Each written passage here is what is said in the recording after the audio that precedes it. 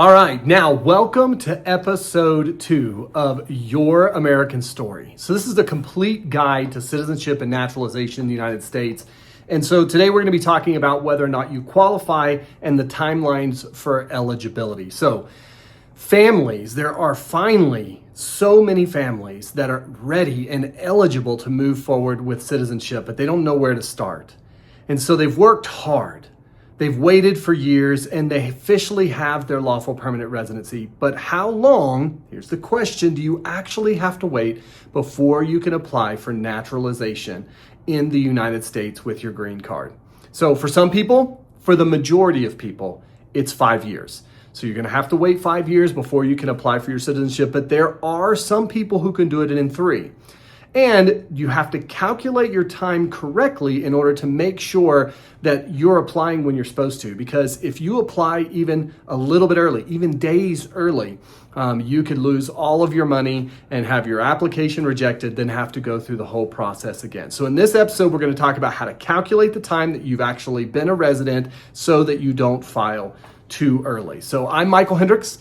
I am the king of citizenship. I've been an immigration attorney for 15 years, and back here at the American Stories, we started this, Your American Stories, in order to be able to allow us to give guidance. This is not legal advice. This is more informative. It is educational. If you do need help with your immigration case, of course, you can contact us at Hendricks Law. We're always here to help. We have processed thousands of cases successfully, done hundreds of interviews for different cases, so we're here to help you.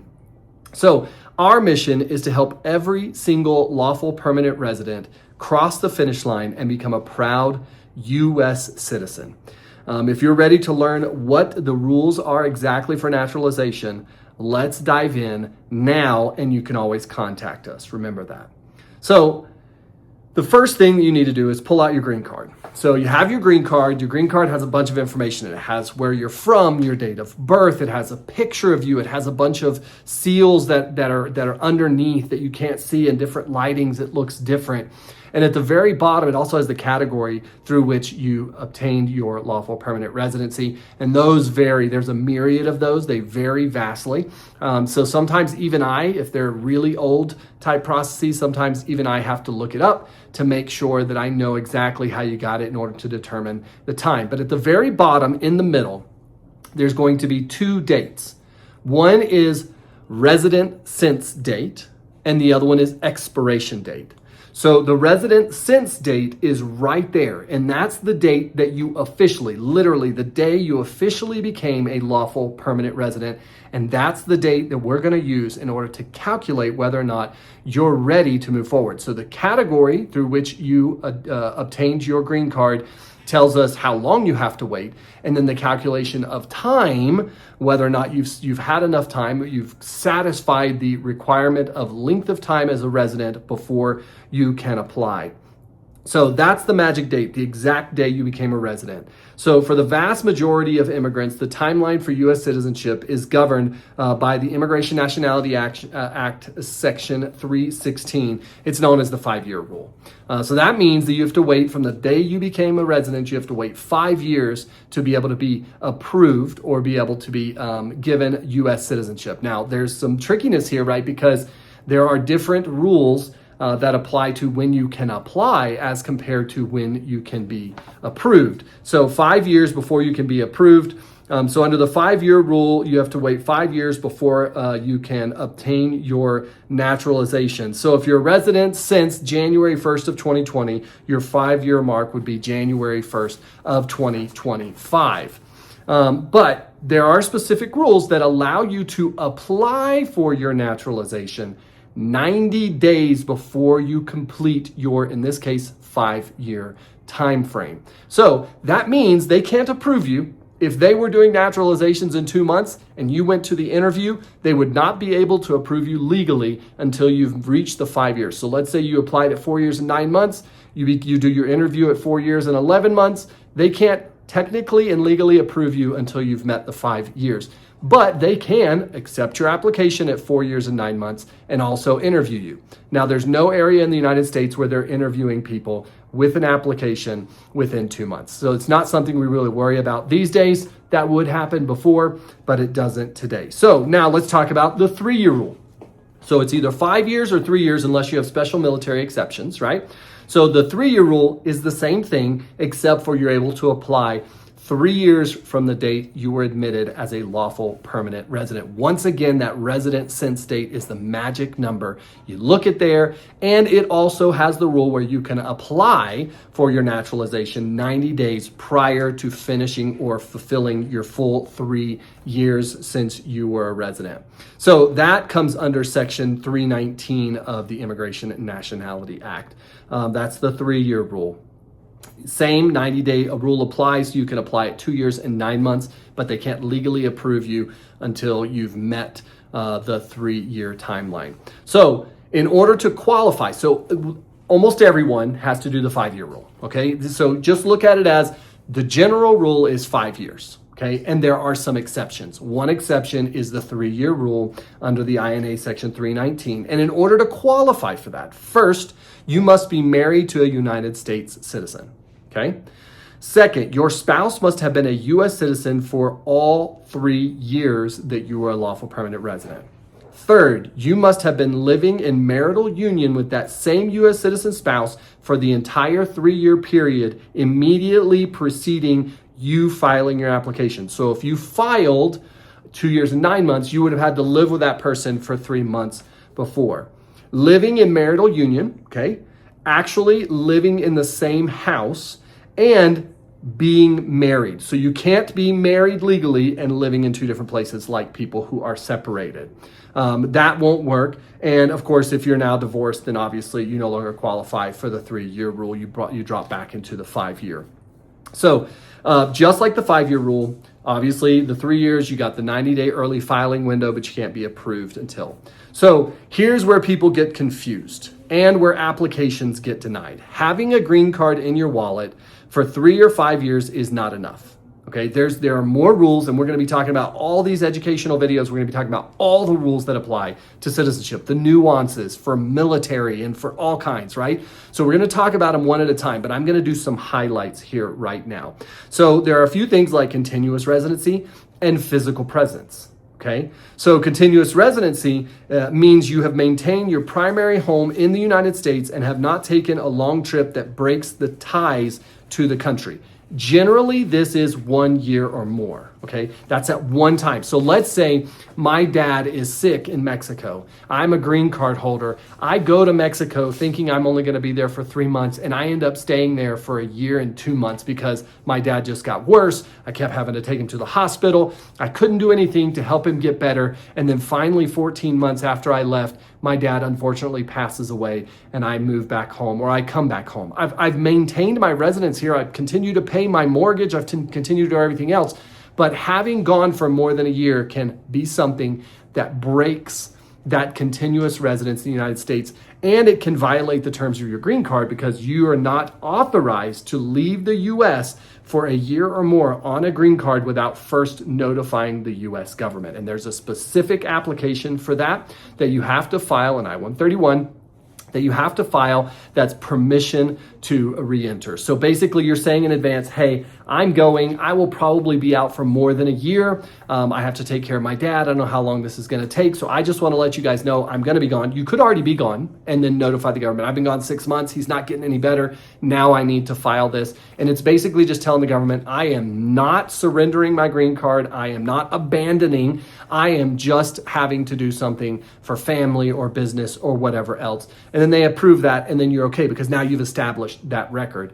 But just maintaining a home here does not necessarily give you the benefit of continuous residency. So we'll talk about that more in a future episode. So the other one is physical presence. So the mathematics have to add up, okay? So physical presence for a 5-year green card moving to naturalization, the 5-year rule, you have to have physically been present, literally, like your person has to be physically present in the United States at least 30 months out of the previous 60. So 5 years times 12 months is 60 months. You have to have been here 30 months. some people run into this issue where they live in let's say El Paso, but they work in Juarez, right? Or they work somewhere else. They're part of a big business and they travel to the location where they work and they're there all week and they come home on the weekends into the US.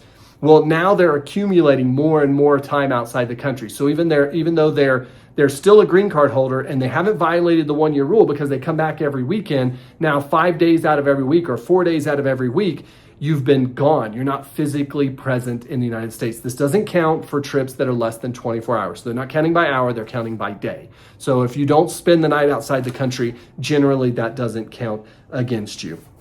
So I don't want to go too deep into these because we have specific educational videos for these that go really deep. And by the way, I have my new book out.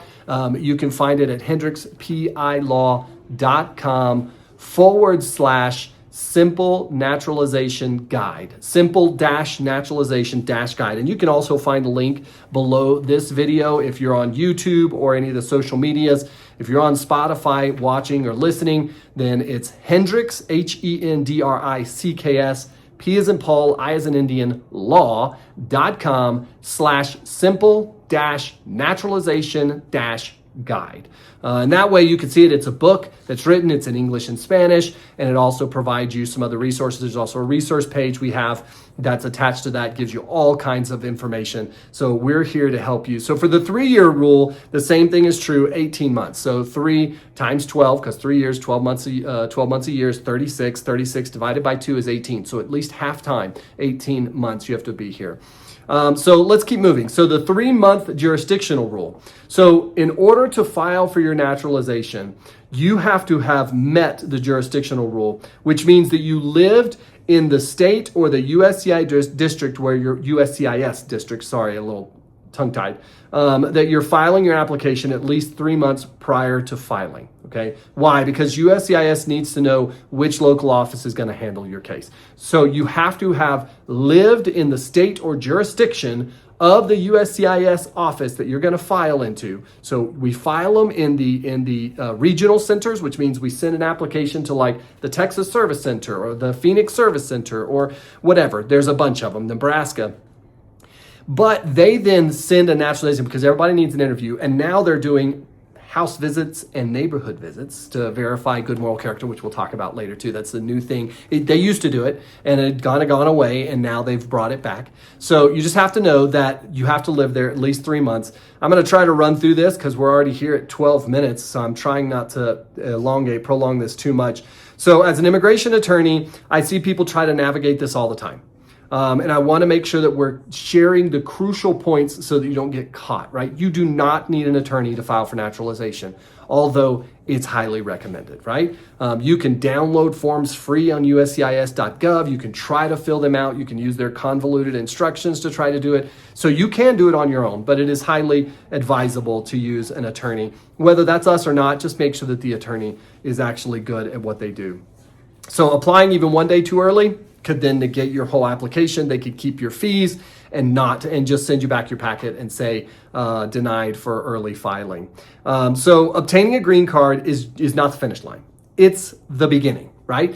The green card is the beginning. And that it could be that you started earlier than that. Like you've applied for a U visa and you waited 15, 17, 20 years between when you started your U visa and when you actually got your green card off of your U visa. And now you've been a lawful permanent resident. Like you got your U visa, you had to wait 3 more years, apply for your green card. You waited 2 years to get that approved. Now that you've got that, you've waited 5 years to apply for citizenship.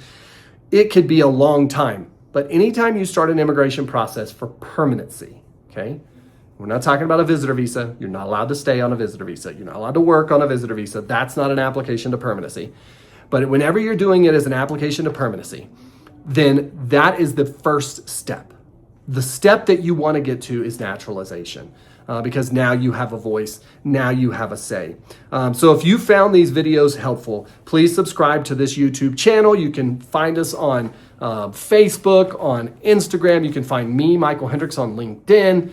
You can find us on TikTok. We got tens of thousands of followers on TikTok and all this other social medias. And of course, we're on YouTube, as you can see here. You can hear it on Spotify also. And of course, we're releasing a new episode. We're trying to release one every week, and then we're going to have those intercorrelated to where you can navigate between them on the website so that you can find the one that you need. Be sure to check the description below because it has a lot of information. You can get the free naturalization guide on our website so that it's a flip book. You can go through it. You can do it in English or Spanish. Provides a bunch of resources. And of course, there's a resource page with a bunch of links to USCIS and how to know that you're eligible for citizenship through Hendricks Law, and all kinds of things. English for naturalization classes, English as a second language classes, and so much more. So be sure to check that out before you leave, or go to our YouTube page in order to check that out. So I'm Michael Hendricks, the King of Citizenship. Thank you for joining me at the Hendricks Citizenship Academy, and I'll see you on the next episode. Thanks.